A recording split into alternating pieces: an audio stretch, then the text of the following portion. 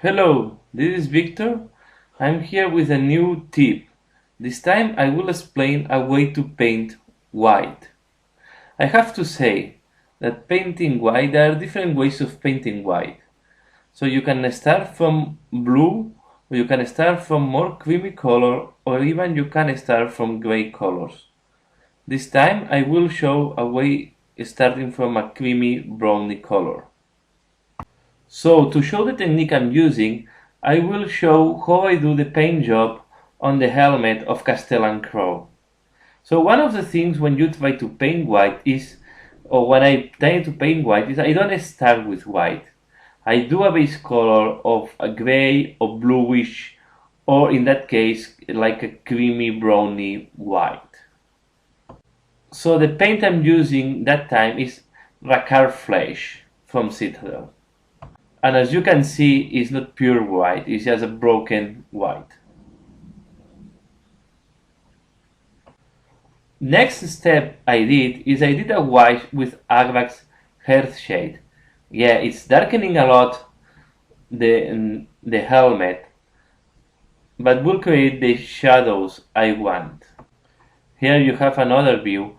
What I will do is later on I will clean the wash and I will leave the deepest recesses with the darker brown.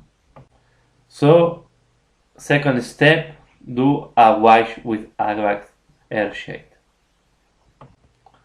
And after that, as I explained before, I will clean the wash using again Racar Flesh. And after applying Racar Flesh to clean the wash, I do a layer of palette witch flesh. As you can see, it's not pure white neither. So it's almost white but have a little bit of brown color. And the last step you do is you use white scare white, so this real pure white, to do the highlights. So as you can see, I only use the white to do the last highlights, but the end result is looking white. Here you have a closer picture after applying white scare.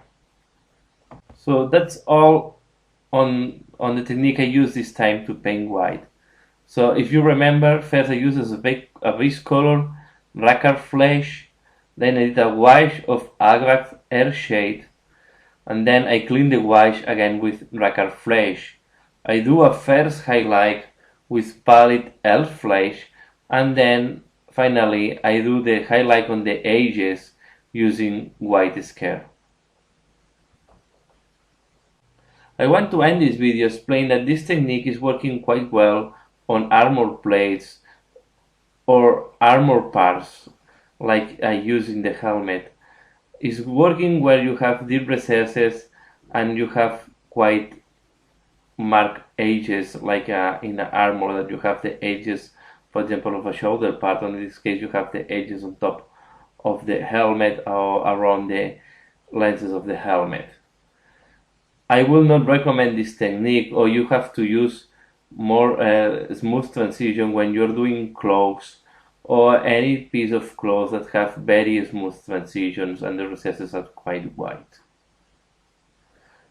So this is all what I want to share in that video.